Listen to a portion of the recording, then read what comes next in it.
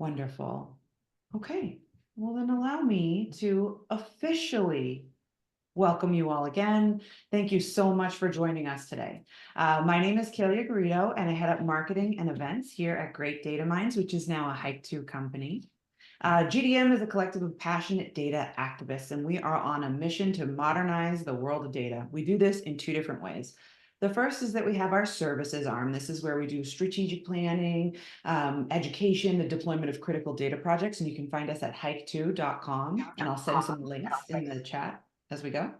And then in addition to our data services, of course, Hike2 is a fully functional, best-in-class innovation consultancy, and we specialize in digital transformation, strategy, design, technical implementations. So be sure to check out our brand new website. We're loving how everything is looking on there.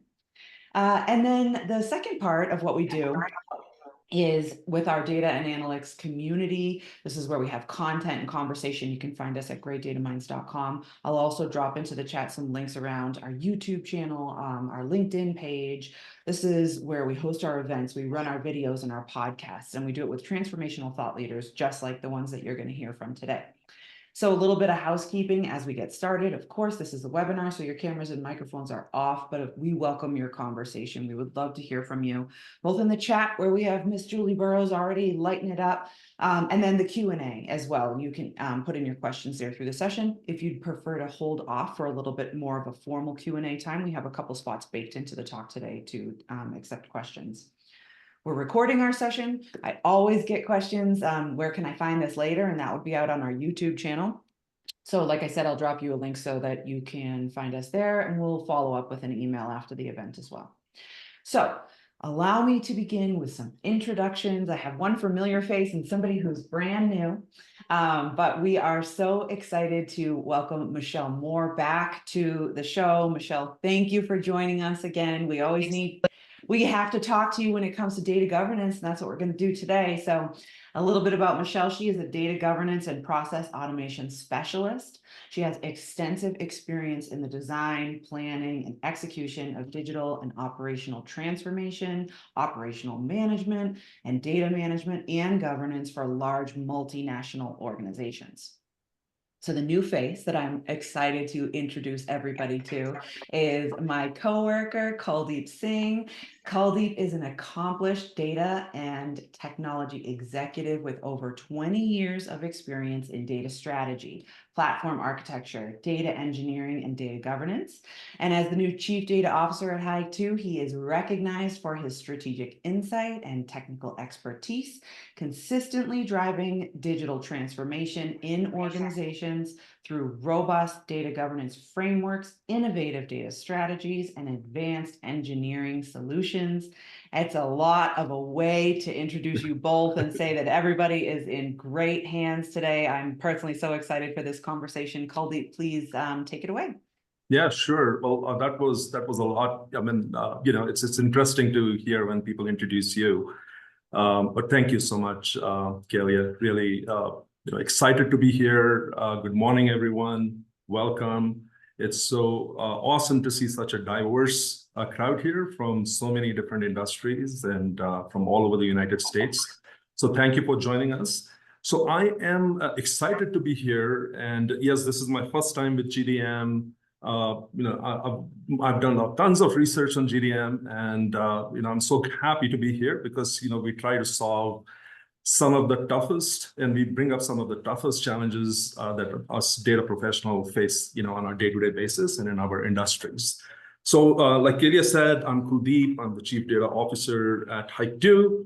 I have nearly 2 decades of experience in analytics, data strategy, and platforms. So you can, I've seen pretty much everything. I have been associated with data governance specifically for most of my career, including headed data quality functions globally for large global multinational investment and wealth managers. I've also very recently started and matured a data governance office at one of the United States' largest credit unions. And also I started and led the data governance to a level of maturity at the Bill and Melinda Gates Foundation. So as you can see, there's a lot of diverse, from an industry perspective, So today, like Kalia mentioned, we're going to kick off with this topic that affects every organization. And I think it's become even more urgent right now because all of us want to harness value out of our data, right? I was recently at a conference and I heard these two executives talk, and one of them was saying that everyone is ready for AI except for your data. Right. So why is this topic so difficult? Why is data governance been so difficult? In the last 2 decades that I've been dealing with it, it's not easy.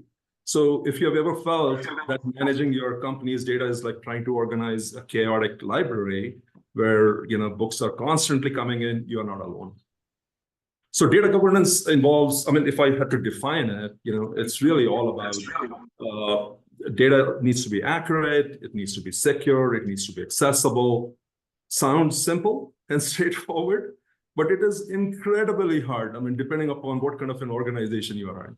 I mean, it doesn't matter, you might be mid-tier, large global organization, national, regional level. It's a thing, it's difficult, right? But so that's what we're going to talk about today. Michelle, who was introduced earlier, she's a global executive, has years and years of experience in this area. I'm super excited to talk to Michelle about this. So let's just jump in. So I'm going to kind of take us through this journey over the next hour, 40 minutes or so. I'm going to start off with the topic, why is data governance so hard? So Michelle, what are the main challenges organizations face in implementing data governance? Can you talk to us a little bit about that? I can, yes. So I happen to have a slide here just that talks about this. We'll just get to the one that we want. I think this is why it's so hard, right? This is not one isolated topic that you go out and deploy, pick it off the shelf and just stick it into the organization. It really is a cultural transformation, right? To do it properly, it has to be enterprise-wide because you're talking about the whole organization. Data is sort of a living entity within a business. It flows from system to system. That's what makes a transaction happen, right? So you've got many people involved in it. It also is tied to processes where you have requirements that you have to enter certain data, or you have options around data that you may or may not include. And trying to figure out what is critical to your business is one of the key aspects of governance. And that is also quite hard to do because you, again, go back to people, and people will think their piece of data is the most important piece of data. So it's hard to kind of prioritize and get a feel for what is the right area of controls that you need to put in place. I mean, if we step back and say, well, what do we mean by governance, right? I think that is different depending on which organization you're talking about. So it isn't a one size fits all problem to solve. It is very unique to wherever you are at that time, both within the organization and within your strategy for the organization. So, you may be big and you want to just start focused on one product set, right? So maybe just customer data or just product data. Again, depends on the nature of your business. And then underlying all that is you can't really do effective governance unless you are bringing in the right tools to help you do that, right? So that would be a data catalog as an example. You want a really solid foundation that you're going to do your data analytics through, potentially AI through, so that you have a really good catalog and understanding of where is your data created, where is it being modified throughout its lifetime, because it will change over time, and where are you then extracting it for use to do your analysis or create your AI, et cetera, right? So many businesses, especially larger, older companies, don't really have a handle on that because they have grown over time, added things in, done acquisitions, right? And so the clarity around what data is coming from where gets pretty muddy. And governance is intended to help clear that mud so that you do understand what data is coming from where, and is it controlled? Can you trust that data? Is the output then actually going to be useful to you, or are you going to spend a lot of time reverse engineering it, trying to figure out who touched which bit last to know whether or not it's right? Yeah, so I think the real challenge of it is the people that you need to get aligned around what the true problem is you're trying to solve. That should take an enterprise-wide view, and then it requires a cultural transformation across the different parties that participate in that target area, whatever that might be, to actually come to agreement on standards and processes and the technology that you're going to use to manage the data definitions and standards around it. So Michelle, thank you. I mean, just to summarize, this is what I heard, right? I mean, one, the data landscape itself is complex, right? And then you mentioned, lack of standardized processes. But one question that comes to my mind is there a resistance to change within organizations that also impact, data governance? Yeah, I think there always is resistance to change, no matter what transformational program you apply, right? It's very rare that people jump right to it and go with the new ways. A small contingent will, a lot of people won't. So I think there is a little bit about change management in here and identifying a strategic problem to solve that people can rally behind, right? A call to action so that people understand the importance, the why do we need to do this. So I do think there's resistance to change. You also have the fact that people want what they want, and so what you typically find in organizations is Department A would have created now their own small data mart because they have an urgent need for some analysis that they have the capability, skill-wise, to create as long as they can get to the data. Yeah. The problem is now you get that happening in Department B, C, and D, and the outputs from those independent efforts to analyze the information that's coming through the systems typically ends up with a different perspective on it, different definition. And you may think you're looking at the same data, but actually it's been manipulated differently, or it is called something that you also call another piece of data, but it's not the same data, right? So we see this a lot. And now you're reconciling. This is why you end up doing a lot of reverse engineering. Why does this report that says customer count is X not match this report that says customer count is X? Because they pulled from in two different ways from one or more sources with different filters, and now we have different customer count. Pretty fundamental, right? And pretty easy to fix, it sounds like, but now you get into, well, what's the definition of a customer? What are we including as customers, right? So it gets the more you get into the detail, I guess, the more complex it becomes. Yeah. Hence the need for really clear standards and processes to manage data changes. And then that is supported obviously by a solid foundation of technology. That makes total sense. I'm also keeping an eye on all the really great comments coming in. One example from the industry that I'm familiar with is investment banking. And, if you think about an investment decision, right, it's all about timely data. It's about accuracy. The fines on the other side by regulators are very, very extensive. However, when you think about the complexity, right, of a large global investment bank, you're thinking about multiple sources of data. There's market, external data, internal data. If you're a large bank, you have multiple instruments that you're dealing with. So as a result, you have multiple trading platforms. Now, tap on top of it, all of the internal risk management functions that you have to deal with. And also the investment managers who are externally kind of representing you, the bank and the product, they're talking to clients, and there's high risk conversations happening because you're talking about, transactions that are in the 50, 60, 100 million, $1 billion range, right? And then you throw on top of it, regulations and trying to keep up with the ever-changing landscape of regulations. So it just keeps getting very complex, and just trying to get a handle of it. It's like you mentioned, it's a pretty difficult task. I want to kind of take this conversation. We're talking about why is it so hard. Michelle, what about the value side of it? Can you talk about, from your own experiences, maybe starting with the value that the business can, or the ROI, how you want to define your value, and then kind of, going backwards and saying, hey, we need to do something about this, right? And then data is a big piece in there. Can you share an example maybe from your past experiences? Yeah, I think one example I have is a multinational company that grew by acquisition, was a private company as they acquired, then went public, right? Now they got 3 regions operating off of 3 different ERP systems in the back end. Very, the same business models, right? They bought basically a replica of themselves, but a different ERP running the business. So anybody in IT knows, well, then probably all the tables and field names and everything else are different, right? Even though they mean the same thing.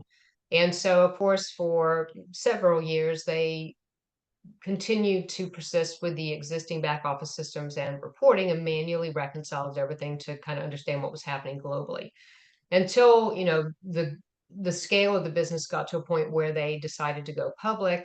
Now everything was different, right? All the requirements for reporting became much more stringent. And so we had to be real clear on what was good data, right? What was data that would be used in external reporting. And as a result, now finance's job became exponentially harder because they don't have new systems to support that outcome. They have to now really dig through all the different outputs to reconcile them to do their financial close every month. So the value in this scenario was the CFO was getting pressure from the board that now we are public. You cannot take a month to close the books. You have got to do it within a week so that we can go to the street and announce. And so he had a burning need, right, to reconcile what was going on with all of the data and reporting so that his team didn't spend, a month basically reconciling. And so the data governance in that scenario launched with that as a North Star, that we were going to reduce the financial close by 3 weeks, which is a significant amount of time in terms of efficiency, right, back into the finance team in particular, but also inaccuracy and reliability so that it was repeatable and every month it was the same and you could trust that the right data was coming from the right systems and meant the right thing. In that scenario, we did, as we went through the process of reconciling and centralizing all of that reporting for the close, identified one region that even though their output was labeled exactly the same as another region, the underlying algorithms were completely different. And the resulting number did not mean the same thing as the other regions. And even though the number was the same, it meant something very different. And if you normalize the one region to match the calculation of the other region, the number was way off, right? So that was a massive problem because now actually what had been reported to the street was not right. Right. So now it's a question of, well, do we restate it? What do we do about that number? But it wasn't revealed until we went through the reconciliation process as part of data governance and standardizing each of the regions, moving them off of a regional solution onto a central solution with all the right controls, that was discovered. Right. So the value add there was both efficiency and accuracy for the health of the business, essentially. And, there's lots of other ones. Particularly where you have multiple systems, right? The more disparate your systems are, the more urgently, really, you need to be dealing with data governance, unless you're going to go on a strategy, we're going to consolidate our systems, right, as quickly as possible. In the scenario I just gave before, 3 different regional ERPs, consolidating onto one ERP would have been such a massive effort. It wasn't going to solve the problem that the CFO had, right? So data governance was a way to address that problem. Oh, thank you, Michelle, for that. And what a great person in the organization to work with, right? I mean, us as leaders, another thing that we have to kind of, maneuver is building that executive sponsorship. And I've always kind of, looked into CFOs, one, because, they have big data challenges, as well as, they have a big fat paycheck, a checkbook, right? That they can kind of, actually write those checks. So, that's a great example. I'm going to move the conversation forward. This is all about, what can organizations do, companies do upfront to prepare for data governance, right? Like, at a large credit union, I mentioned it earlier, there were two major programs running simultaneously. One was just we were bringing in a new customer CRM, and we were building a customer data platform, just more for targeted marketing, understanding our customers, and the bank had, I think, 6 or 7 different channels where information was coming in from, right? The customer information, the transactions. And the second initiative that we were running at the same time was CISL. For those who are familiar with banking, CISL was a big deal, right? Banks are kind of reinventing the way they calculated their expected losses from their lending instruments, like, for example, auto loan and mortgages. And when you went into credit cards, we needed data from 15 years back, right? So we were looking at data that was 15 years old. And obviously, a lot of gaps, a lot of challenges. Data was not managed well. We had a nascent data governance program going, but our board and our executives were very concerned about us, one, about our CRM, but also about, being able to meet what the regulators were asking us to do in a very, very, very tight timeline, right? But however, that was an opportunity for us to now start talking about why we are where we are. And while the data governance program hadn't kicked off, but we started having those critical conversations with our executives. So, Michelle, question for you is, what can organizations do to get started? What is that pre-step, even before a data governance office has been set up? I think you referred to it at the beginning there. The most important thing is an executive sponsor who gets it, right? Without that, it won't go anywhere because people won't have any sort of directive to follow that will empower somebody at a lower level to do anything, right? They just won't be able to do it. So an executive sponsor who is clear on a problem they're trying to solve, like the CFO example, right? Or in another organization, it was a chief marketing officer because they couldn't get the right customer information together to figure out where they were going to go next, right? They understood that the data was fundamental in them making proper decisions and being effective in their job. So you need somebody at the C level who gets it. I would say it's not typically a CIO, but a CIO can do that when it gets down to issues more around security, right? And what we find is that is the initial driver of taking action with regard to data governance. There's some sort of breach, leakage, or breakage, right, that suddenly becomes critical to fix for the business, and that kicks off a data governance program. So that can be a good starting point, and typically that will come out of IT, but would quickly move for the right reasons, right, to somebody on the business side that cares about de-risking the business.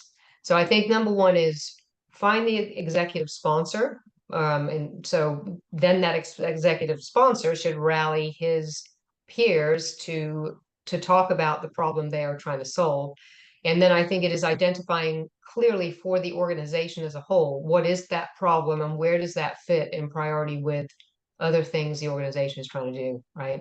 So it starts with the strategy, basically. It's got to be top down. It can't just start in some department who wants to try and do it across the board because, as we said before, it is enterprise wide. You're not going to just control and fix the data in one place, right? Everybody in the organization needs to understand why it's important, why keeping it accurate is important, why protecting it is important. So it's about access rights, usage rights, all that kind of stuff.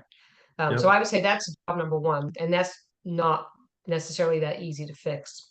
But if you can find the sponsor and identify a problem that you want to solve, maybe it's a quality issue, right? Where improving data quality is going to result in more efficiency for the organization because you got to get costs down. Another strategic driver, right? If you can do that, then now you have somewhere to start. And I think the first tactical thing to do is then do a health check, right? Now we do those all the time at Hike 2, come in and do an assessment across different vectors of the organization to help the organization basically understand where are their weak points in relationship to governing data, and therefore what work needs to be done to sort of bring it up to a level where they can start to then talk about implementing a data governance council, or what we like to call a center of excellence, where we have somebody now that's running it as a regular part of business. And this is the cultural transformation piece. It isn't a project, right? It is something new to introduce into your everyday running of the business. It's part of the operation. It should be part of your IT intake prioritization process. So you're reviewing what changes are being made to the systems, what controls might need to be changed as a result of that, right? What standards are we agreeing to for data definitions as we're adding new things on and integrating new systems in? So it's got to be an ongoing part of the operation, which is why the change management part is hard, because now we're talking about doing things a little bit differently when people might have been used to just going off and integrating new systems and not having to worry about any of that stuff, right? So I think start with the executive sponsor, figure out the general strategic problem that's trying to be solved, do an assessment to understand where are your weaknesses that relate to that problem, and then you can build a roadmap and then introduce a center of excellence that will manage that roadmap and change the operational piece so that you have that as a regular part of the business cadence. No, these are all great points, Michelle. I mean, one thing that helped me, doing this project, because we were kicking off and I was executive sponsoring it. One of the most difficult questions for us in the credit union example was 7 different lending products, right? 7 different definitions of a very critical metric in financial services called delinquency, right? And when you think about delinquency, how delinquent is Kuldeep on his loan, right? I mean, as simple as it sounds, it's a very complex undertaking. What we were able to do, though, is because all of the people who control the definition of delinquency have day jobs, right? And so we tried to kind of make it easy for them. We had certain tools already in place, and we felt like, the only way we could kind of help this group, a very, very busy group, is by doing some upfront work, which is, the data governance tool that we had, we could create visibility to these 7 different definitions of the metric delinquency. Right, so we did this upfront work from the systems where these lending platforms that where the transactions were being created. And then another thing that I'm noticing in the tools that are available today is that once you have some definition of these metrics, you can ask people to join and collaborate. Right, so collaboration has become easier. Versus just imagine, somebody who controls the definition of delinquency sitting in London office is trying to kind of, have a conversation, because these conversations take sometimes months, to resolve. So that collaboration piece, I felt that was very, very encouraging to me. And I know that we're going to talk a little bit about our tools, later on. I'm not endorsing anybody, but, there are specific capabilities that we have, right? So we'll talk about that. So moving on from here, I know we have some great questions coming up, so I'm going to pause here in about 5 minutes. But I want to kind of very quickly move into organizational readiness, right? Which is kind of a topic. So now what we have done is that we have defined why is data governance difficult, what are the pain points, how people are now starting to see value and attaching data governance to the value that it can create. So it's not only just a defensive or regulatory and enforcement thing, but it's directly tied into your company's revenue, and you gave some really stellar examples of that, Michelle. And now we are at a point where we feel like we have identified that we need to start a data governance program. There is executive sponsorship, and there's some tools maybe that we have and some light processes. But as we head into that, what can organizations do to get ready? What is organizational readiness? What does that look like? I think that really is a focus on that assessment that I talked about, a health check, right? That looks across technology, it looks across disciplines, it looks across skill sets. And that includes, do you have any change management capability? And what I mean by that really is, do you have a team that is able to go out on a regular basis, train people, create communications? Because what you really need to actually achieve the transformation required is this ongoing drumbeat of this is what we're doing, this is why we're doing it. And a reminder to people, because it's very easy to slip back into old ways, right? When you're changing. So I think it's about the structure of the center of excellence related back to what's the problem you're trying to solve and what is the prioritization of activities. Then you know who to involve, right? Maybe your data governance program is all about data quality. That's a very different thing than a data governance program around securing the assets, right, of data and reporting output. And so you would have different people involved in that. And when you get into, well, what data quality are we talking about? Is this customer data, product data?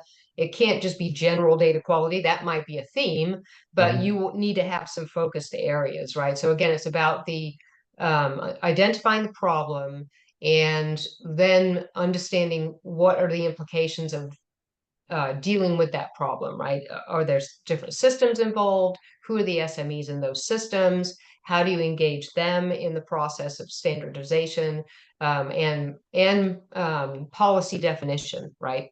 So big part of data governance is writing down, here's what we will do with data, here's what we won't do with data, right? And specifically this data. And here's what we won't do with these reports. Here's where we can send them, here's where we can't send them. So it's having the right people and right mindset of those resources that you can pull on to participate in a center of excellence. It's going to help drive this program, right? And it's an operation.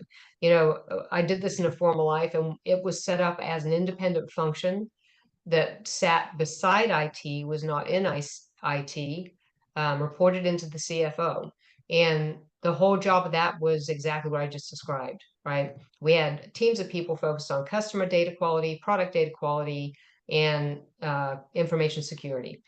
Those were the three areas that the business prioritized as the most important things to their business. And so we then organized around that, pulling the right SMEs from the business to participate in that center of excellence and drove different initiatives because you have different requirements in each of those areas to make sure that we close things off. So there was a project plan in each of those areas, product, customer, and security. And that was executed to basically bring the organization up to a standard level, right? A good level of governance. And then it was an ongoing reminder. And as new changes occurred or new acquisitions were made, that same team would meet to review the implications of whatever that was, right? And then come out with new policy changes or direction, you know, working with IT on, well, here's the best way to integrate, we don't want to integrate that because it is not secured enough, right? We want to migrate people over. So I think the readiness piece is clarity on what is it you're trying to do, what are your priority areas, and do you have the right people that are going to participate in the center of excellence to help you drive the outcomes that you're looking for. Yep. No, I mean, great call outs there. Michelle, one thing Now I noted I'll down turn it here back on is, you, Coldeep. In your sorry, experience, that's good. yeah, go I ahead. just want to get a bit more to the technology piece. Yeah, What yeah. have you seen in technology now, the emerging new technologies that really help with data governance, whether it be quality driven or security driven? What are you seeing out there? No, absolutely. I'll cover that, Michelle. Thank you for that question. But one, just taking it back to what you just said and wrapping that, that comment, I had a thought there. I think what I heard is that it is not just an IT challenge, right? I mean, for the longest period of time, governance was embedded in either IT, and in my experience, while IT enables, right? I mean, all of the tools and that we're going to talk about, and as organizations are heading towards digital transformation, right, and digitizing their business processes, so there are some opportunities there. But essentially, for the longest period of time, governance was seen as an IT function or a risk function. And many a times, in my opinion, that the information security guys, right, they didn't understand what governance did. And similarly, the guys who were building data warehouses, in the technology divisions or the data divisions, they were so overwhelmed, right? Because just imagine in a large organization, you have tens of thousands of sources. It doesn't need to be tens of thousands of sources, right? I mean, you might have 100 sources. You might have 5 data engineers on that team, and they are servicing, a large community of users. Like at the credit union I spoke about, we have close to 1,000 users wanting reports, data, things like that. And we're very small teams sitting in the middle. So, people were not talking. We didn't know what or they didn't know what data governance was doing, or data governance couldn't, really influence the chief information security officer. And there were all these disconnects that were happening, right? So I just wanted to call out that it's not just an IT problem, and where we are heading, from trends in data governance, things are shaping differently. And I think I have a slide down there that I'll talk about here slowly. So yeah, I mean, I think talking about trends in data governance, what I'm seeing, Michelle, is that one is really, the move from data governance being a defensive strategy in an organization to a value-driving strategy in an organization. I think with AI coming on board really quickly, right? I mean, AI has been around for a while, and data scientists have their laptops, and there are a bunch of data in there, and they were trying to kind of do great things, and they did great things, right? But in majority of the organizations, they couldn't really make much progress because the data wasn't clean, and then they would hit all of the roadblocks that you spoke about, right? However, I was reading this article about a phrase that is overly used, right? For instance, data is the new oil. And this article was actually written by an investment, manager who deals with oil-based funds, right? So he actually walked through the economics of, what actually means when people say data is oil. And if you have petabytes of data just sitting there, that's not value, right? When you make an enhancement to that data, it becomes value. And then you add more enhancements, it continues to generate more and more value, right? So I think I'm seeing a lot of that, and the technology, large tech companies building products and technology and tools are starting to kind of, focus on and delve towards the data product mindset, where people are actually getting value out of the data that they are touching. So that's one aspect of it. The other one is I'm noticing that with digital transformation coming to the fore, right? Organizations are moving data governance from being a centralized function to more of a federated function, and I think, Michelle, you nicely said it, that a small team of data governance analysts trying to solve the world's problem, right? That's not going to happen. It's not an IT problem. It's kind of a collaborative effort. So I'm starting to see more of a federated approach, whether these central teams, like you call center of excellences, they're just enabling different domains within an organization. And you mentioned customer domain. I was talking about lending maybe as a domain, right? So data governance function is shifting now from being an enforcer to an enabler, right? And so is IT's actually function is changing too. They're not just managing and maintaining and keeping the lights on, they're becoming enablers for these domain teams, right? So that's another thing. I think the human-centric, I think I love that. I mean, I'm my research interest, I read a lot about human-centered design because finally I feel, that there's empathy for the human in the middle, right? I mean, we are saying, hey, and I know you don't like to use the word steward, but a lot of organizations are still using the word steward. They don't call them subject matter experts. And stewards were hired, their job description never said, hey, go fix data governance, right? It was like all about business functions. And oh, by the way, you're also a data steward, and it's another 30-hour job, right? So I think shifting from just thinking about data infrastructure, technology, processes, defensive strategy, but thinking about, from a human's perspective, what are the questions that they have, right? What are the questions that they are not being able to answer? So when I go into organizations, Michelle, what I do is that I do workshops. I talk to a lot of analysts, and I've been doing this for like almost 10 years now, where I ask them what are their biggest issues, and they say, hey, I am pretty data savvy, I just don't know where the data is, right? And if I know where the data is, it just seems like we have 3 versions of it, right? Where is the documentation? I mean, you mentioned the catalog, right? And if you give me the data, I'll create like thousands of Excel spreadsheets and I'll serve my business, the Excel market. And Excel is not going anywhere, but that is a problem that we have, right?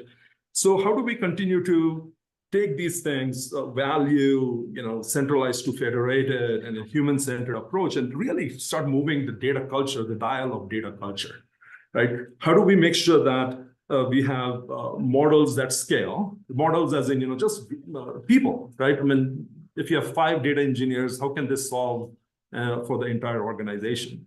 Something needs to shift there. So how do you scale? What tools and technologies you need?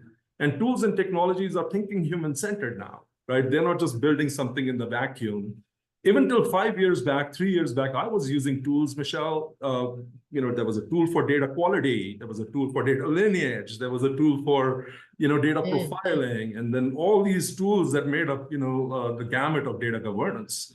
I think where industry is heading as a trend is it's consolidating everything behind the data value stream, right? So they're thinking about where the data is being produced, right? And then what happens once data is acquired, all of the initial processing that you have to do, the risk assessment and the security assessment, the metadata capture, the definition of your data, and then data flows through its own life cycle where it's enriched and it's defined and it's ready for use and data products are created, right? So that's the value stream. If you think about data, the business of data, and you do your own digital transformation, right, for the business of data, you can create these value streams. And now tools such as Elation, a tool that I'm unfamiliar with, and tools such as Snowflake, right? And then if you're looking at a workflow or transformation tools such as DBT, they all talk to each other with open standard APIs, right? So Snowflake is where you store your data, you acquire, store. It's like a data warehouse. DBT is a workflow. It's an ETL, kind of a ELT kind of a tool with a lot of functions that I just mentioned built into DBT. And then, of course, Elation is a product that it's a data governance. It's a cataloging product, right?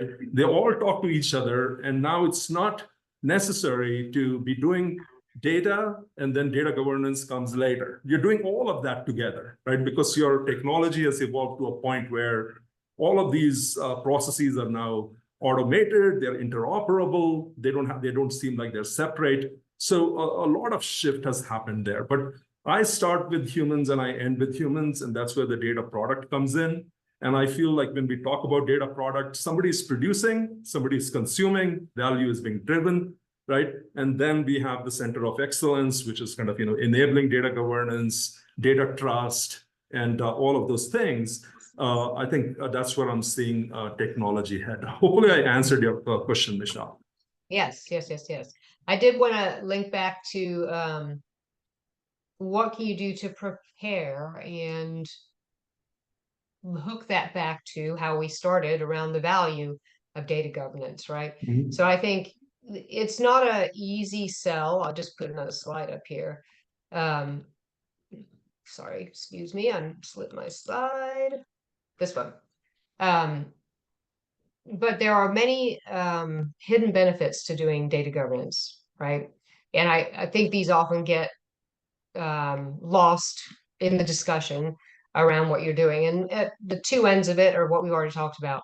You're either going to increase efficiency, which will decrease cost, and you're going to protect the business, right? And typically they'll work together. You come at it from one of those two angles, as we said before. You have a data breach, data leak, something breaks, you go into protect the business mode. Or you're just struggling to get things out the door because you're doing spending so much time fixing data or reverse engineering data, you just can't get things done. And when you get to a point of scaling the business, now it's impossible, right? So now you have a real need to fix things.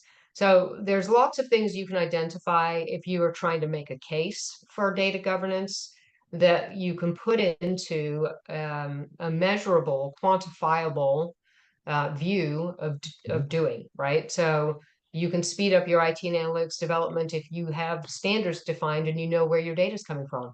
You're not going to be spending 30% of your time tracking down the data and is it the right data. So you can quantify a lot of the things around implementing data governance to help get something moving here. But again, it requires somebody at the executive level who understands it and has skin in the game to make something happen about it. And you can use all this stuff, right, in your attempts to try and get something off the ground if that's what you're trying to do.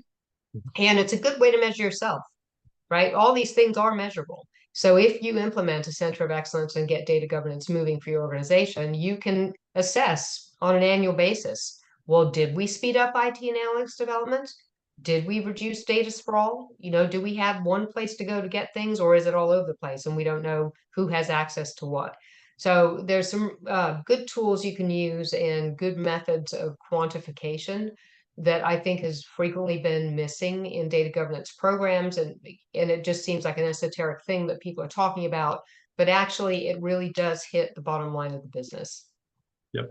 Well, thank you, Michelle, for that, because it nicely wraps our arms around what I was trying to kind of talk about, where the trends are heading. But you still need the discipline that you just spoke about. And just to start heading towards a wrap here, and because I want to get to the questions, AI, we can't leave any conversation without talking about AI anymore, right? The good news is that, I've been doing a lot of research across some of the industry's top tools, right? Like Elation is one of them. And I've been looking at, I've worked with Colibra for almost 10 years. And prior to that, now there's Microsoft Purview and then Snowflake, Databricks, they have like all these catalogs that are built in. But the interesting part about where these tools are heading is that AI is now infused with it, right? We don't have to have a separate process where people are doing data profiling. There's AI is already looking for anomalies. AI is looking for usage patterns by the engineers, how they use and how they transform the data, and kind of trying to understand some patterns that could, automatically benefit the business, right? For example, I used to think that, hey, I'm sitting on top of this petabyte class customer data analytics platform. Can I start my own business from within, like, some kind of an internal monetization, if you want to think about it that way? Where I am coming up, of course, there are regulations. I can't kind of, hit the customer data in a certain way. But if I had the board's permission and if I had the executive permission and the regulators were okay with it, what if I was kind of producing all of these insights, behavioral insights about our customers, or it can be any human, right, who's touching the data. It could be our engineers. So this AI is now pretty much infused. And if you want to have a separate session, I can talk about it for a long time. But essentially, recommendations, insights, right, anomaly and patterns and automation and inferences, right? This happened. What should I do next? Those kind of things are now moving towards AI, and they're very reliable. And the data observability is, which is really monitoring how AI is interacting with your data value streams. It's all available now, right? So I think for the listeners, really, taking the data governance that we knew, and that's what Michelle and I are trying to kind of, wrap our arms around here, is just turning it upside down. Some structures remain. It's hard to kind of change, a global organization suddenly. And that's, so those challenges remain. However, there is technology, there is methodology, and it's been proven across large banks, healthcare institutes, right, and many other industries. And happy to talk a little bit more about it in terms of tool, technology, process, transformation, domains, etc. So with that, Kaylee, I'm going to hand it over. I know there might be some questions. Yeah, this has been a great discussion, guys. We do have a question coming in from Alba. They are asking, do you have data or do you think data management is the same as data governance? And if not, or if so, what's the difference? What's the similarities? I have my viewpoint. Michelle, you want to go first? I would say they're subtly different. Data management, I would say you can do one or the other, or you can do both, right? So data management is actually the practice of focusing on the data quality and defining the standards of things that you're going to have across your systems, and maybe the usage of things. But data governance is a bit more broad in that you would start to establish company-wide policies around how data is going to be used. It would include things like some monitoring tools for data leakage, looking for patterns of PII, that type of stuff. So it's a bit broader than I would consider data management itself to be. Data management is more tactical in nature and would fall under data governance is the way I would see it. I mean, I have a very similar point of view as Michelle. What I'm reading about and from my own experiences, right? So organizations do need data governance, right? The policies, procedures. There are regulators. There are people who are kind of holding us accountable, right? So we cannot not have that. However, when you start talking about data governance, there's this aspect of enforcement. How many of us here in the room want do well when somebody is enforcing us to do something, right? Or forcing us to, rather. And that's where you kind of move to data management. Data management is all about the flexibility and the value, right? And in Europe, I was doing some trends for a CEO in one of my companies that I worked for, and I was starting to look at the market in Europe. And in Europe, some of the banks are calling their data governance teams the data trust. Right, because that kind of there's so much emphasis on trust with open banking standards. You're handing the power of data to the consumer versus bank owning all of that data. So they're going from data governance to data trust. So however you see it, you do need data governance. You do need enabling technologies within and processes within data management. All of it because we want to create that trust. Hopefully that makes sense. Absolutely. Okay, I see we have some comments coming in. I don't know if that's a specific question, more of a thought viewpoint. So if anybody has any last questions, this would absolutely be the time to drop them into the chat or in the question function. But if not, thank you all so much for joining us for this amazing conversation. Michelle, Kuldeep, thank you for sharing your expertise with us. I know one of the things that we keep hearing at Hike 2 that's getting more and more traction these days is the data governance workshop that you all have put together. I know that there's a lot of businesses or enterprise businesses are focusing on this now as they really should be. So it's important to note that if anybody has a specific situation at their own organization that they'd like to discuss in a little more depth, please let us know. I will send a follow-up to this session. I'll share a lot of those different links that we've shared, including our next session, which is going to be next month on data visualizations. We'd love you to join us for that as well. So if anybody has any questions at all, they can simply reply directly to that email. But again, Michelle and Kuldeep, thank you for sharing your expertise. To everybody who contributed their thoughts in the chat, we appreciate you. We love when these sessions become so interactive as this. So great time today. Thanks so much, everybody. Look for the recording on YouTube, and we wish you all a wonderful day. Thank you so much, Thanks, Kalia. Guy. Thanks, Have a Michelle. great Thanks, day. everyone. Thanks, everyone. Thanks, Kuldeep. Bye. Bye-bye.